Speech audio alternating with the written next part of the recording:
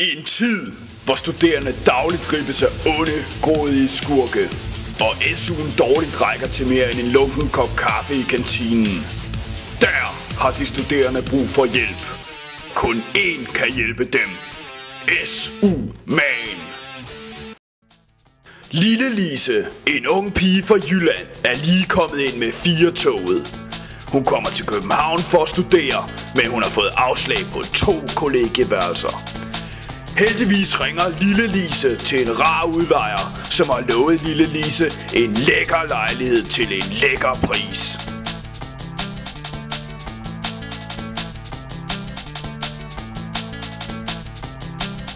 Men hvad sker der nu?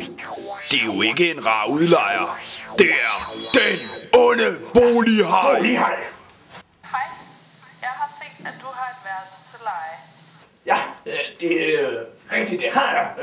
Du kan bare komme forbi og se på den med det samme. Okay, så kommer jeg. Ja, det er fint. Vi ses. Hallo?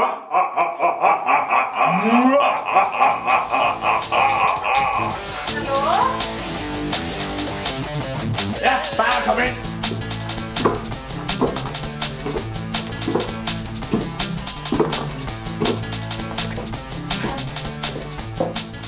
Der er godt nok langt op på 5. sal. Ja, men til gengæld er udsigten god.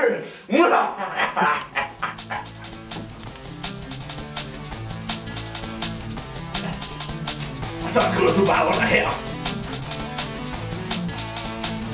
Lige der.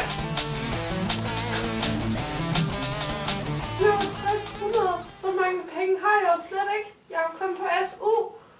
Men hvis jeg ikke skriver under, så har jeg ikke noget sted at bo. Hvad skal jeg dog gøre?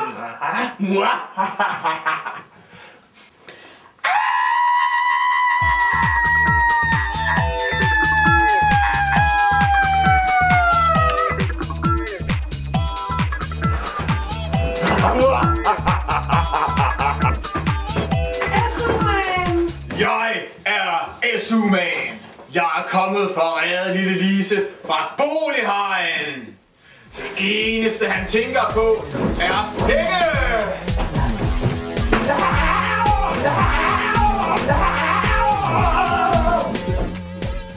Heldigvis kunne SU-man redde Lille Lise, men mange andre studerende er i knibe på boligmarkedet. Så det gik jo en kål på den forretning.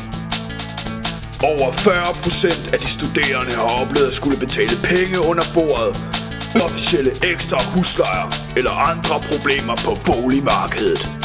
Støt Studenterrådet i kampen for en værdig hverdag for studerende.